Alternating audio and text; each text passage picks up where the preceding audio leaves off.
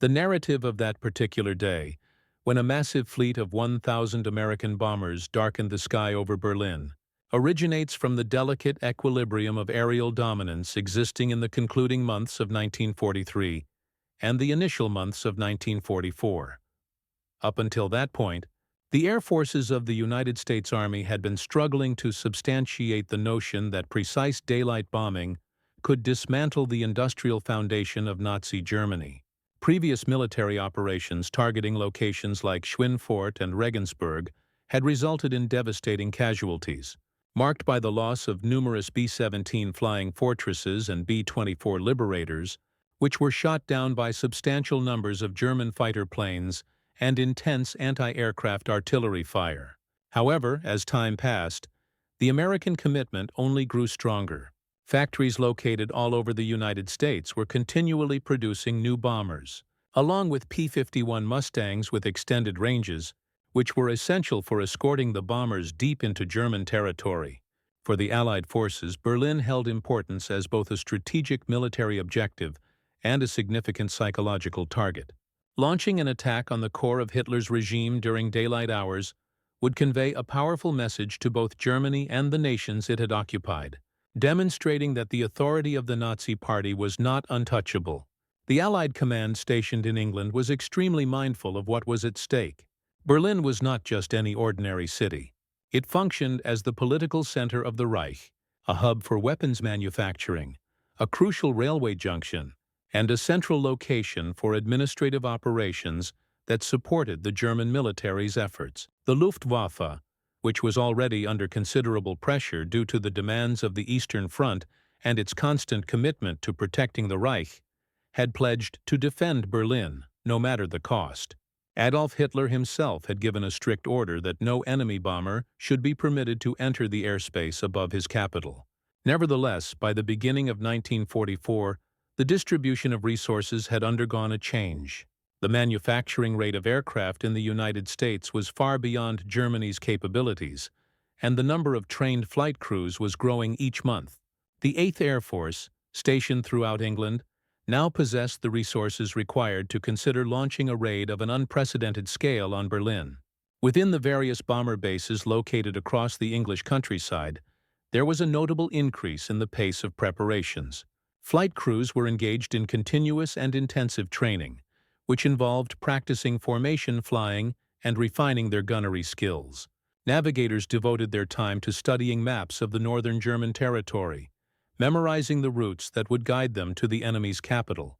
Mechanics worked throughout the night, ensuring that the aircraft were prepared to endure the prolonged exposure to anti-aircraft fire and attacks from enemy fighters. The men were fully aware of the inherent risks involved. The casualty rate for bomber crews often peaked at 20% during deep penetration strikes. For many, there seemed to be only a slight chance of surviving the standard tour of duty, which consisted of 25 missions. And yet, when the official order was issued, there was complete commitment without hesitation. Berlin was to be targeted, and this particular mission was set to evaluate the entire principle of strategic daylight bombing.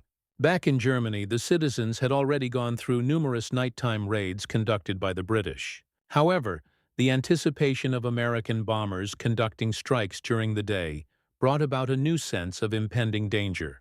Information was coming in from Hamburg and Bremen, describing the widespread destruction that had occurred during earlier operations. The Reich Ministry of Propaganda attempted to strengthen public morale by assuring them that Berlin was indestructible and defended by the most formidable anti-aircraft defenses available in Europe. However, in private conversations, the residents of Berlin wondered about the potential events when the Americans eventually arrived. The sound of air raid sirens had become commonplace. However, the thought of countless aircraft flying above during the day brought about an impending sense of doom. To make the most of their increasing superiority in escort fighters, Allied strategists carefully planned the timing of the attack. The P-51 Mustang, now with external fuel tanks, was capable of flying with the bombers all the way to Berlin and back again. This completely reshaped the dynamics of the aerial battle. German fighter planes, which in the past had badly damaged bomber formations without escorts, were now up against assertive American escorts who were just as eager to fight. Commanders stationed in England anticipated a strong defense of Berlin, but they also predicted that forcing the Luftwaffe to engage would further diminish its dwindling supply of pilots and aircraft. Therefore, the primary goal of the raid was not only to destroy factories or rail yards. The main objective was to weaken the Luftwaffe until it was completely depleted. As the sun began to rise on the designated day, air crews awoke knowing they were about to be a part of history. After the mission orders were discussed, the men fully grasped the importance of the operation. This mission was far more than just another ordinary flight. It was a clear display of Allied industrial power, determination, and a firm belief that Nazi Germany had no place to hide, even in its own capital. The skies of Berlin would be ablaze with fire during daylight hours, demonstrating the extensive reach of American air power to the entire world. The extensive logistical preparations required to send over 1,000 bombers to Berlin took several months. During the days leading up to the mission, airfields located across East Anglia and the Midlands were bustling with constant activity. Working almost silently under blackout conditions, thousands of ground crew members loaded the bomb bays with powerful explosives and incendiary clusters designed to demolish German industries and cause widespread fires. Engineers carefully inspected every rivet, wire, and fuel line, fully aware that a single mechanical failure at high altitude could spell disaster for the entire 10-man crew. The air war over Germany had already been one of gradual losses, but this particular day called for a level of coordination that had never been attempted before. This was much more than a simple bombing raid. It was an aerial fleet, a mechanized invasion delivered from the skies. Briefing rooms were transformed into areas filled with both anxiety and procedure. Sleepy-eyed, clutching mugs of coffee, the crews entered as the commanding officers announced Berlin as their target. The mere mention of that name was always enough to cause a low murmur to ripple through the room. The seasoned veterans knew that this was the very mission they had both feared and anticipated. As for the newcomers, this would be their trial by fire. Large maps were unfurled, marking flight paths that stretched across the North Sea, over the Dutch coastline, and then deep into the heavily guarded German heartland. Navigators meticulously took notes, calculating fuel consumption and headings. Gunners carefully cleaned their twin, .50 caliber machine guns, practicing firing sequences and studying films that showed Luftwaffe attack strategies. Pilots and co-pilots received strict instructions on maintaining precise formations, understanding that the tight combat box formation offered the bombers only reliable defense. The selection of aircraft was carefully considered. The sturdy B-17 Flying Fortress, known for its resilience, would be the main component of the aerial assault, supported by the B-24 Liberators, which could fly farther and carry more weight. Together, they embodied the immense power of American industry. Each aircraft, heavily armed for defense, functioned as an independent flying fortress, but was susceptible to attack when isolated, leading to a strong focus on maintaining tight formation. The operation's triumph hinged not just on individual skill, but also on the collective effectiveness of hundreds of air crews operating cohesively. The incorporation of long-range escort fighters boosted confidence, something previously lacking. The P-51 Mustang had already demonstrated its superiority over the Luftwaffe during test engagements. Equipped with a Rolls-Royce Merlin engine and extended fuel tanks, it was finally capable of accompanying bombers all the way to Berlin and beyond. P-47 Thunderbolts and P-38 Lightnings joined them, providing further protection. Fighter pilots received instructions to defend the bombers and aggressively seek out German interceptors, engaging them in prolonged aerial combat to prevent coordinated attacks. The strategy was evolving from a focus on defensive survival to offensive dominance. The sheer magnitude of the mission added considerable complexity.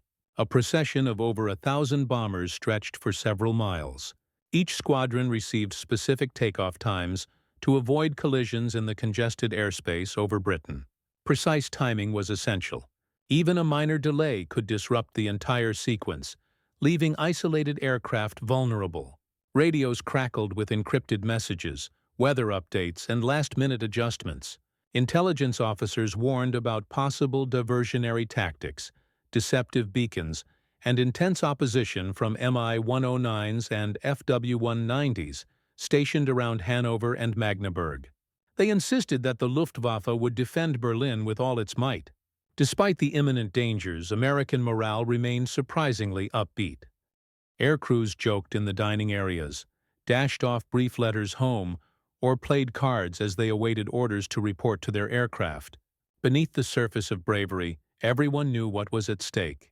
Striking Berlin meant bringing the war directly into Hitler's stronghold. The possibility of not making it back was a real one. However, so was the pride in participating in a historic operation. By daybreak, all preparations were finalized. Engines underwent testing. Bombs had been armed and fighters fueled. When the initial green signal flares soared above the airfields, the massive machinery of the raid came alive, ready to head eastward into the rising sun. As the sun rose over England, the tranquility of the countryside was shattered by the powerful roar of radial engines springing to life. One after another at numerous airfields, B-17s and B-24s moved from their assigned positions, their propellers cutting through the morning mist. Mechanics used signal paddles to guide them forward, with the scent of fuel and oil permeating the cool air. For the young men inside the bombers, the shaking of the cockpit marked the start of a journey that could lead to victory or end altogether. Taking off in such enormous formations presented its own set of dangers.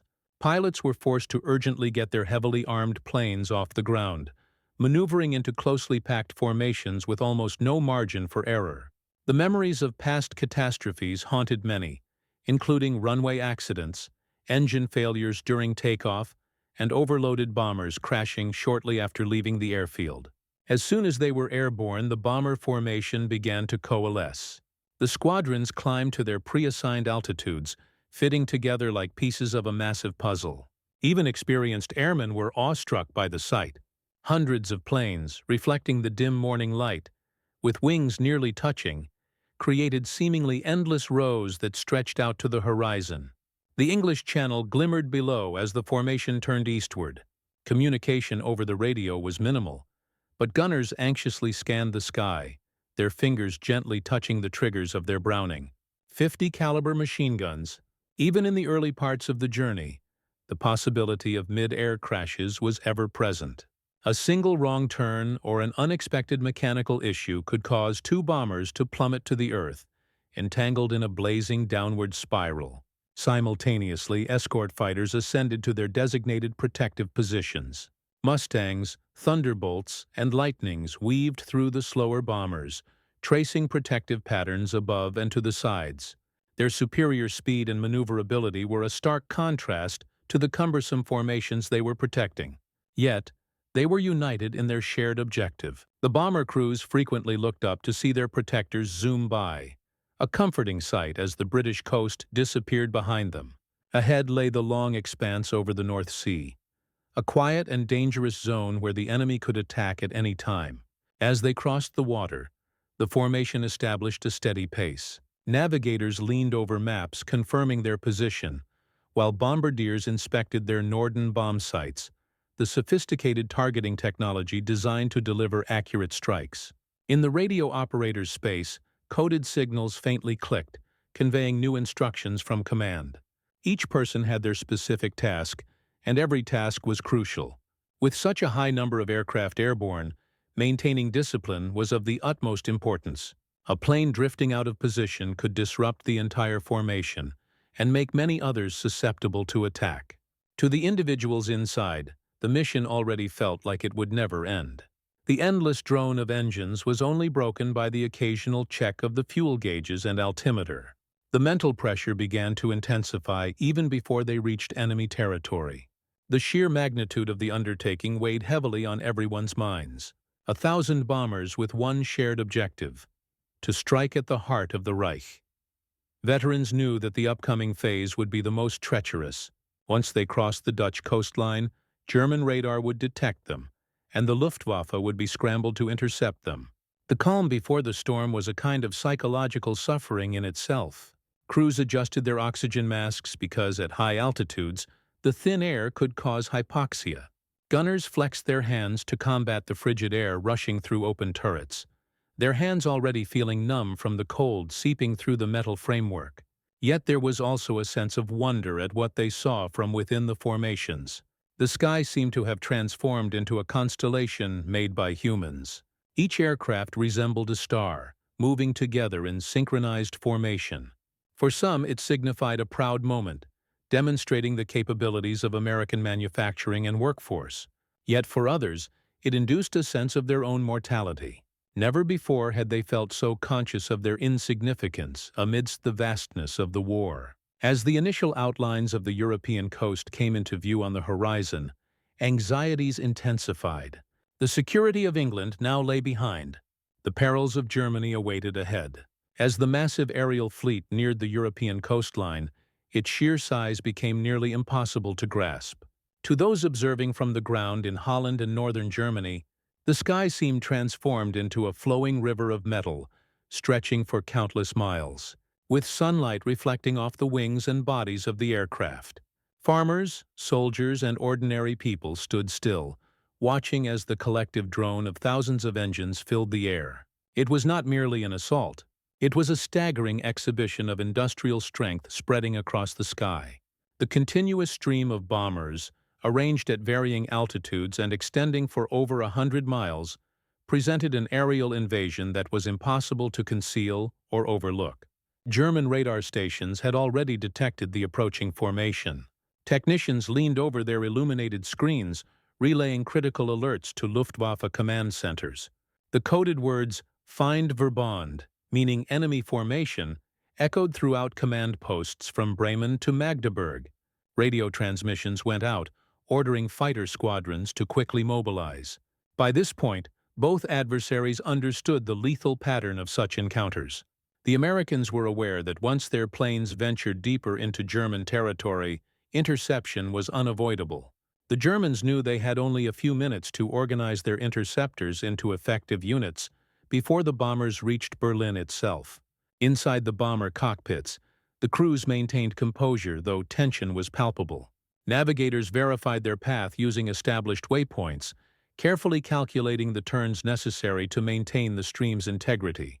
The level of complexity was immense. Hundreds of planes flew in closely packed combat boxes, each maintaining precise positioning.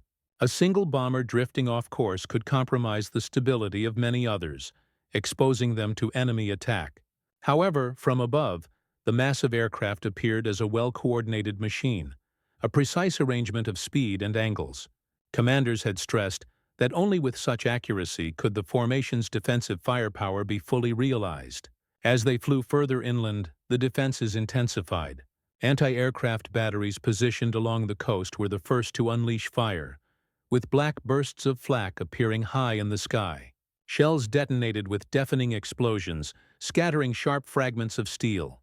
For the crews, flak was both terrifying and impersonal. Unlike facing fighters, it offered no chance of striking back. Pilots maintained their headings through the barrage, suppressing the urge to swerve, as deviating from formation meant certain death. When explosions occurred nearby, the entire aircraft shook violently, jarring teeth and straining nerves. Some aircraft already lagged behind, their engines sputtering due to shrapnel damage, yet the bomber stream continued its relentless advance. Simultaneously, at German airfields throughout the Reich, mechanics rushed to prepare Messerschmitt Bf-109s and Focke-Wulf FW-190s for immediate takeoff. Pilots scrambled to get into their aircraft, hastily putting on their flight suits. A lot of them were seasoned warriors who had spent years fighting, scarred from countless battles for their nation. However, even they struggled to hide how worried they were about the size of the challenge ahead. 1,000 bombers meant there were 10,000 machine guns pointing in every direction, not to mention the hundreds of American fighter planes providing cover above. Nevertheless, they had to do their duty.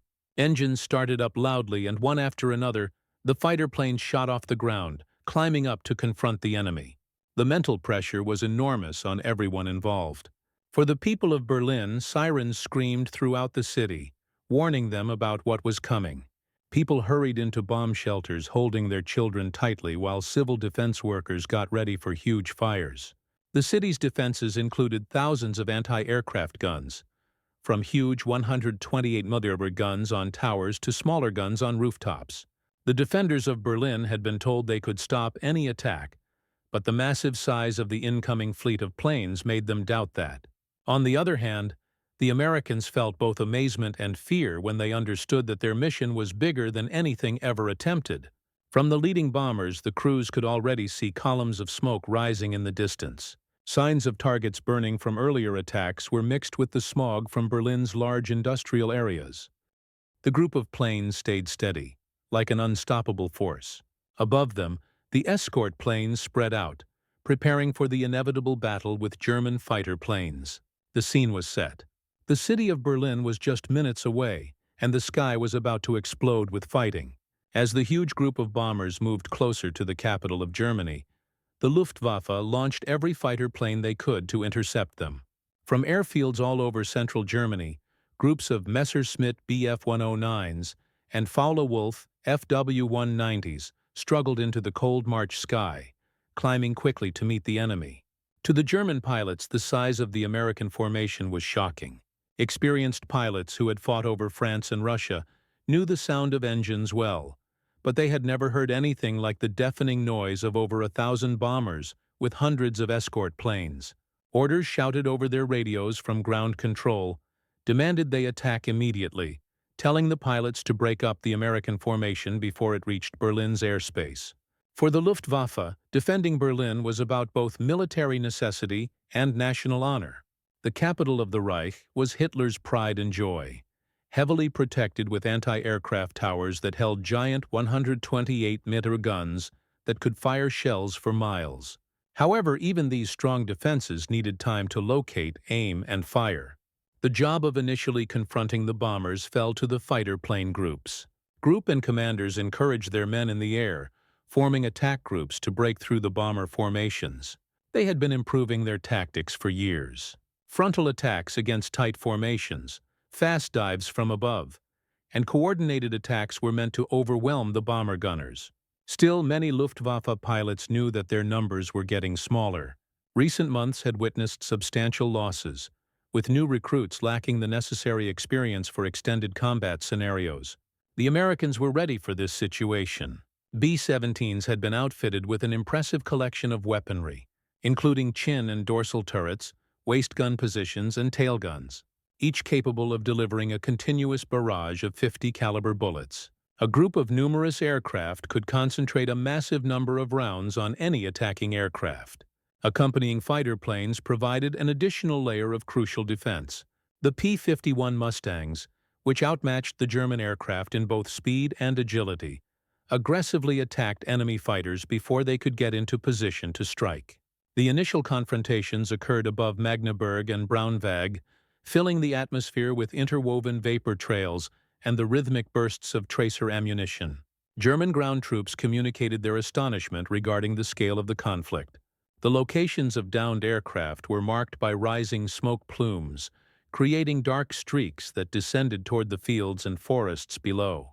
For the Luftwaffe pilots, engaging in the battle was akin to entering a violent storm of metal.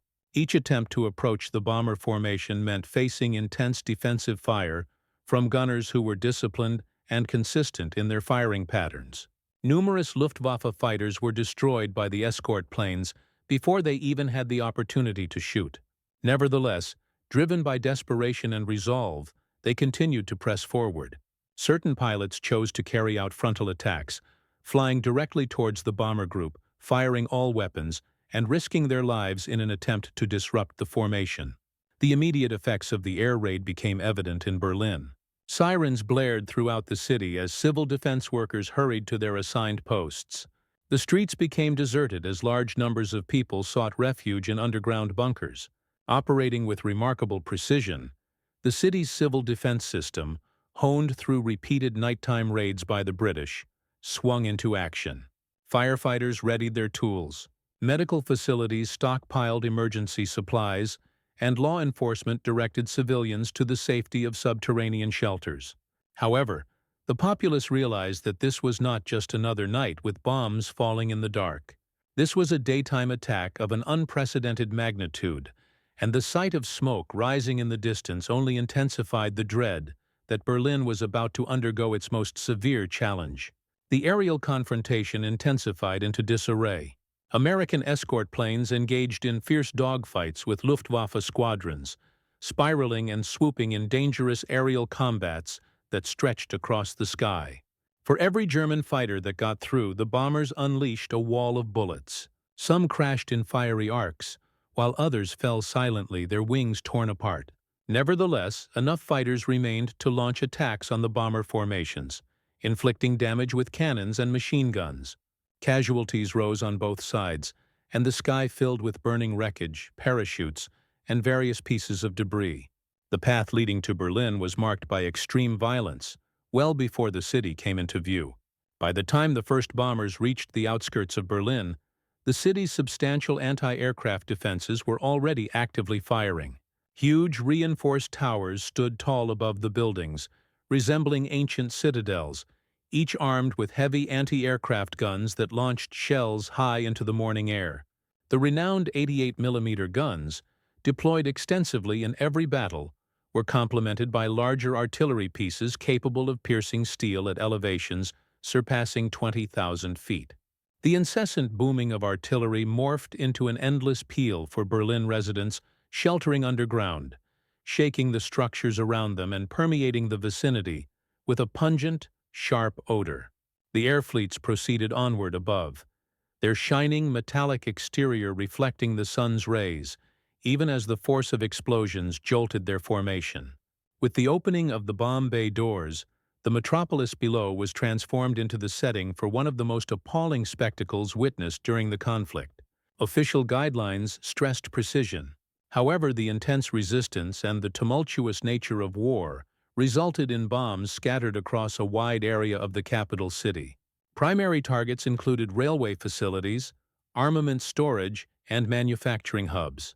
However, entire residential areas were affected, as a continual series of explosions demolished sections of homes and stores. People on the ground recounted an abrupt fading of the sunlight. The sun was obscured not by cloud cover, but due to the overwhelming quantity of aircraft overhead. A short time later, the ground vibrated as delayed fuses detonated, ejecting towering plumes of dust, fire, and fragmented building materials. Among the targets hit were key factories that were essential to Germany's capacity to wage war. Production plants for items such as ball bearings, aircraft parts, and communication devices were specifically aimed at by the air fleets. In Simonat, enormous manufacturing plants shook violently as powerful explosives shattered machinery and tore through the production areas. Vital rail lines which supplied coal, steel, and weaponry to the city were struck, thereby disrupting the flow of supplies. Airfields situated in Tempelhof and Tegel were themselves targeted, causing large holes in runways and dispersing planes. The obliteration was methodical, designed not merely to weaken Berlin's industrial base, but to send a clear message that even the very core of Hitler's dominion was susceptible to attack. For the non-combatant population, the ordeal felt cataclysmic. Families sought safety in cellars, listening to the unwavering sound of falling bombs, quickly succeeded by the overwhelming blast of the explosions.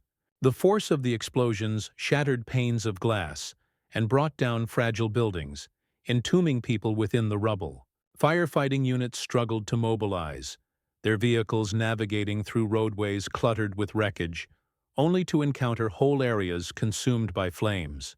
Incendiary devices created to ignite roofing timbers and fuel reserves caused flames to spread at a pace too rapid to control. Thick columns of dark smoke ascended thousands of feet into the atmosphere, merging with the condensation trails of the aerial fleets above.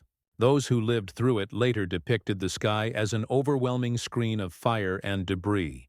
Despite the attack, German propagandists made an effort to portray the events as proof of Berlin's strength. Loudspeakers in underground shelters broadcasted nationalistic messages, insisting that the capital would endure any enemy's attack. But the truth was obvious to the people living in Berlin. Structures that had been in place for centuries were reduced to empty outlines. Historically significant roads were marred by depressions caused by bomb impacts. Children cried within the blackness of protective shelters as the metropolis shook above them. This was not the distant rumble of war experienced elsewhere in Germany. Instead, the devastation was brought directly to the capital in broad daylight, in full view of its inhabitants. The American airmen could only catch fleeting glimpses of the scene unfolding beneath them. The sight of smoke billowing upwards, the fiery glow visible through the hazy air, and the sudden bursts of explosions as their bombs made impact. Despite the shaking and damage, many bombardiers strived to keep their aircraft on course amidst the intense anti-aircraft fire, relying on their Norden bomb sights to accurately release their payloads. Pilots watched with heavy hearts as their fellow airmen went down, bombers either disintegrating or plummeting towards the fiery chaos below. Yet, the continuous wave of bombers continued to drop their ordnance. In just a few short minutes, Berlin was transformed into a city besieged from above. As the bombers released their bombs and the city was rocked by explosions, the aerial battle intensified to an unprecedented level of ferocity. Determined not to surrender their capital without a fierce fight, German fighters launched relentless waves of counterattacks. Bf-110 heavy fighters, equipped with upward-firing cannons, lurked below the bomber formations, trying to destroy them from their vulnerable blind spots. FW-190s dove through the protective screen at incredible speeds, unleashing rockets and cannon fire into the tightly packed bomber formations. Some even carried aerial bombs designed to explode within the close quarters of the American formations, turning the sky into a deadly battlefield. However, the Americans had gained valuable insights from past catastrophic experiences. In earlier missions, bombers flying without fighter escorts had suffered heavy losses at the hands of the Luftwaffe. Now the P-51 Mustangs and P-47 Thunderbolts aggressively patrolled the battle zone with unmatched efficiency. Fighter groups not only flew defensive missions, but also launched proactive hunting operations, disrupting German formations before they could organize their attacks. Mustangs pursued their adversaries deep into German territory, attacking airfields and rail yards on their return, thus hindering the Luftwaffe's ability to reorganize. Over Berlin, the results were significant. The American escorts engaged the interceptors before they could launch sustained attacks, turning the skies into a swirling mix of vapor trails, cannon fire, and falling debris. Within the bomber formations, gunners fought their own desperate battles. Waist gunners fired continuously at the blurry shapes rushing past, often uncertain if their shots found their mark, while tail gunners kept watch on the persistent single-engine fighters closing in from behind. The air was filled with streaks of tracer rounds, red and green arcs connecting the combatants. Some crews reported instances where their guns overheated from constant firing, necessitating frantic barrel replacements in the middle of the fight. In just one squadron, the bomber crews expended more than 30,000 rounds of ammunition before clearing Berlin's defenses. The Luftwaffe suffered mounting casualties. Skilled pilots who formed the core of Germany's air defenses were steadily shot down, either by escort fighters or overwhelmed by the concentrated fire of the bombers. Replacement pilots, often with minimal training, lacked the proficiency to effectively attack the heavily defended bomber formations. In a desperate attempt, some units resorted to ramming tactics. A few fighters deliberately crashed into the bomber formations, sacrificing their own aircraft in an effort to take down multiple enemy planes at once. These attacks, though terrible to behold, highlighted the increasing desperation of the Luftwaffe. The Americans also suffered significant losses. Many bombers crashed in flames, destroyed by cannon fire or exploding into black smoke from direct flak hits. The sky was dotted with parachutes. Each one represented a man either becoming a prisoner or dying. For the flight crews still in the air, the scene was unforgettable. Fellow soldiers who had shared breakfast with them that morning were now gone within moments. Despite this, the formation held together. The concept of mass formation, relying on collective strength over individual survival, proved effective despite the heavy cost. On the ground, the people of Berlin watched the battle above their city with a mixture of awe and fear. From streets filled with debris, they saw planes spiraling down in flames, some crashing into the very neighborhoods already burning from bombs. The air war, previously an abstract idea discussed in speeches or read in newspapers, was now happening right above them. The capital was both a battlefield and a target. Its fate was to be decided by the outcome of the loud conflict above. By the time the bombers started to head west, the Luftwaffe had used almost all of its resources in the battle. Hundreds of flights had been made, but the sheer size of the American attack was too much. Berlin was burning fiercely below, and in the sky the Germans had lost men and equipment at an unsustainable rate. For the Allies, it proved that their strategy of constant pressure was working. The Luftwaffe was losing strength defending its own skies. As the bombers finished their missions over Berlin and began their westward journey, the long and dangerous trip home began. The immediate danger of the bombing runs was over, but flying back across hundreds of miles of enemy territory had its own dangers. Damaged planes, riddled with holes from flak and fighter fire, struggled to stay in the air. Engines made sputtering noises, oil leaked from wings, and control surfaces vibrated with every move of the stick. For many crews, survival now depended on guiding crippled planes across the heart of Germany to the relative safety of the North Sea. Formation discipline, which was so strict during the bombing approach, now started to fall apart as losses grew. Some planes fell behind, unable to maintain altitude or speed. These stragglers became easy targets for German fighters still in the area. Luftwaffe units, though damaged, continued to harass the retreating group, attacking isolated bombers like wolves attacking injured prey. In one story, a single B-7 fought off repeated attacks from a dozen fighters, its crew firing until their guns overheated before crashing in flames over farmland near Hanover. However, others showed remarkable resilience. Badly damaged planes flew slowly westward, with crews manually lowering landing gear or using belts to tie control cables together to keep flying. The situation was made worse by the weather. At high altitude, freezing winds blew through broken fuselages where panels had been ripped off by explosions. Men were shivering behind oxygen masks, their gloves made rigid by the heavy frost, with their lips cracked and bleeding. Some gunners, injured yet determined to remain at their stations, were strapped to their triggers, refusing to leave their posts.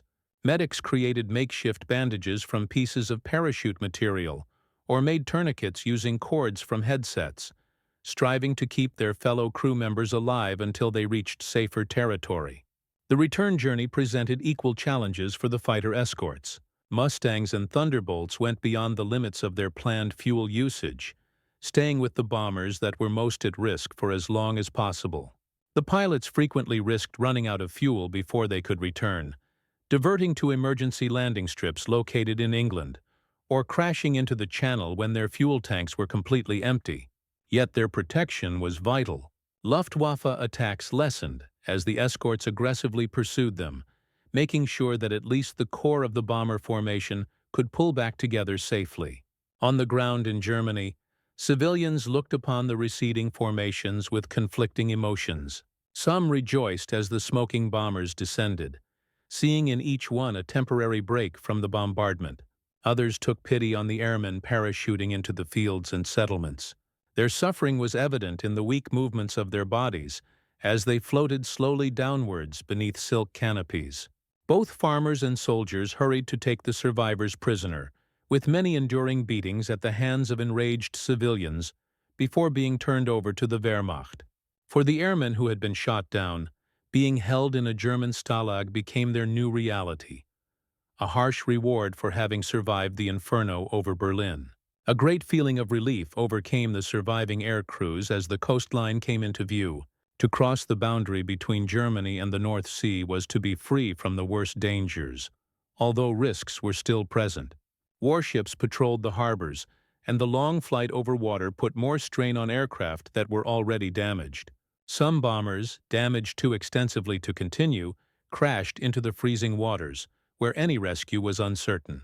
Others managed to land at emergency airfields in England, sometimes with only one or two engines still working, and with landing gear collapsing upon arrival, or wings shearing off as they slid to a stop.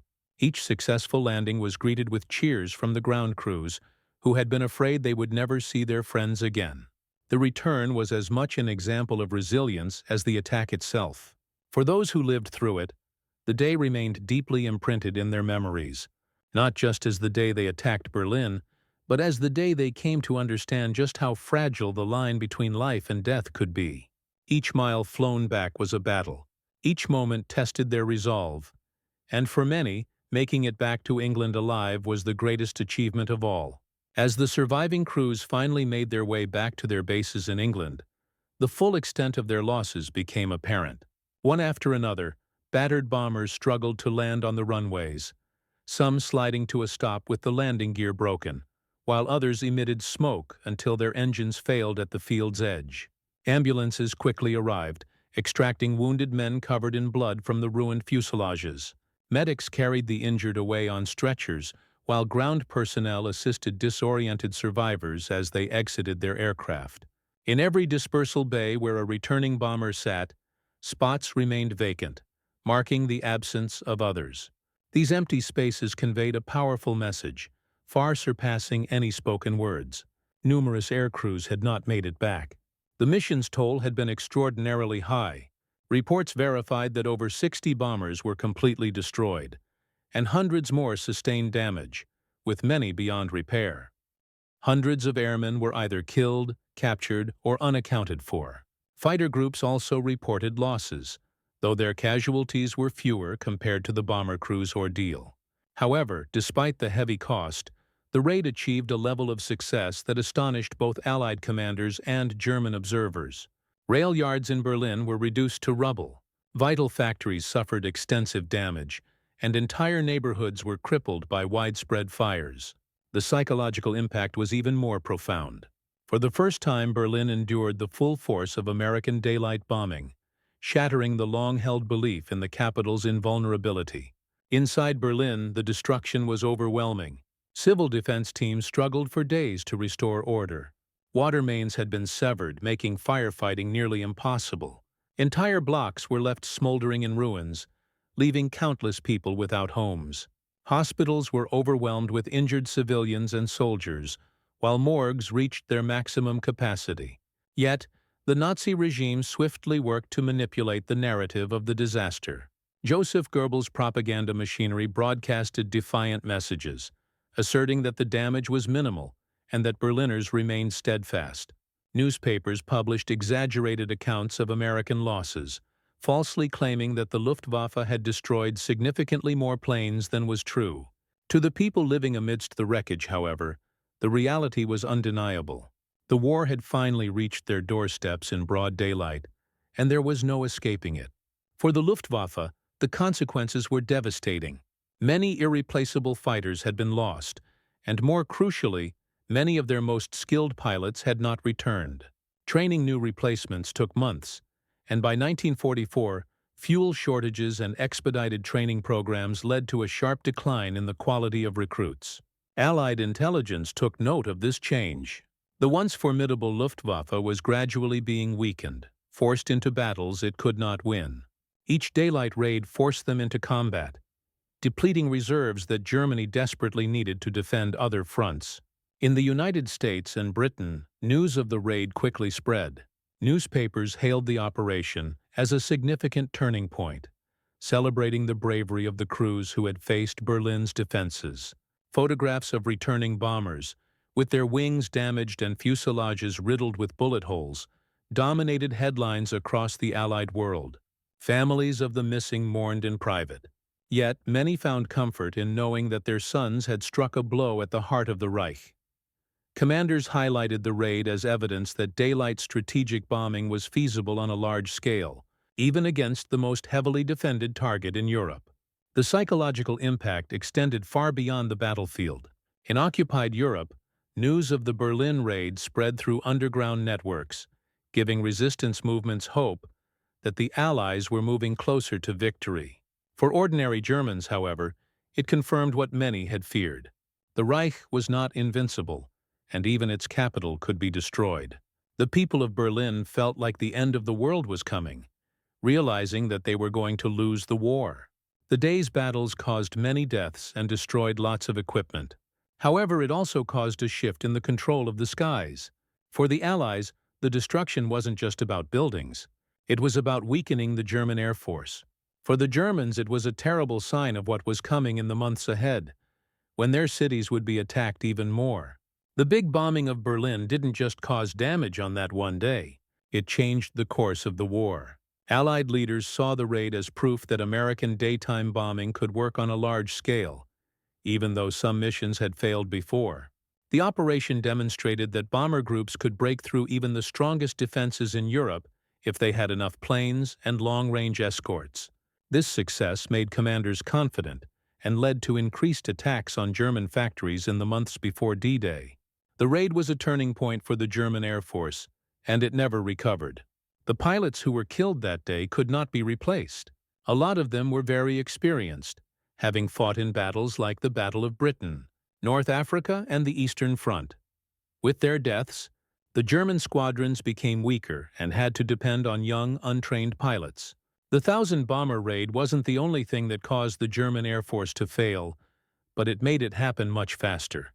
The once powerful German Air Force was falling apart, and the Allies were gaining control of the skies over Germany. The people of Germany were deeply affected. Civilians who had lived through years of night raids by the Royal Air Force now realized that nowhere was safe, not even during the day. The raid made it clear that America had the power to cause destruction far beyond what Germany could stop. The daylight bombing of Berlin shocked the German people and created a sense of despair that Nazi propaganda could not hide. Although Goebbels tried to show that they were strong, the sight of destroyed neighborhoods and many funerals told a different story. The raid showed the world that the Allies were united and strong. American newspapers published stories about Berlin being on fire, highlighting the bravery of the airmen and the unstoppable power of America. In Britain, the mission was seen as a success for their joint strategy with the Americans, and a compliment to the nightly bombings by the RAF. People in occupied countries heard about the raid and hoped that it meant they would be freed soon. The sight of American warplanes crowding the air above Hitler's seat of power transformed into a sign that the supposedly invulnerable German Empire was now vulnerable. The knowledge gained during the aerial battles over Berlin was consistently put to use in the ensuing months. Immense bombing runs became commonplace, hitting oil processing centers, transportation junctions, and factories producing artificial fuel. The German Air Force, unable to bounce back from its heavy losses, could only put up scattered and uncoordinated opposition. By the time Allied forces launched Operation Overlord in June of 1944, the airspace above Western Europe was controlled by American and British planes, guaranteeing that German troops were up against insurmountable challenges even before the initial troops set foot on the shore. The attack on Berlin was therefore not an isolated incident, but rather a part of an escalating plan that brought about Germany's defeat. For the veterans who participated on that fateful day, the recollections remained strikingly vivid. A few recalled the constant drone of the engines that seemed to resonate deep within their bodies. Some others remembered the bursts of flame from Berlin's defensive measures, the shapes of fighter planes plummeting from the sky at acute angles, or the view of entire squadrons disappearing into the smoke. A considerable number lived with the mental image of their fellow soldiers who were lost in action. Still, they also harbored a feeling of having played a role in a significant historical event, not just as combatants, but as eyewitnesses to the point when the dynamic of aerial warfare radically changed. Ultimately, the day on which 1,000 American bombers covered the skies above Berlin evolved into something more significant than a military mission. It represented a pivotal shift, a symbolic event, and a sign of things to come for Germany. It hinted at the constant devastation that would persist until the German Empire was left in devastation. It was validation for the Allies that their strategy of employing overwhelming military force would ultimately lead them to total victory. And on a global scale, it became a solemn reminder of the incredible scope of modern warfare, where complete urban centers could be reshaped by fire within mere hours.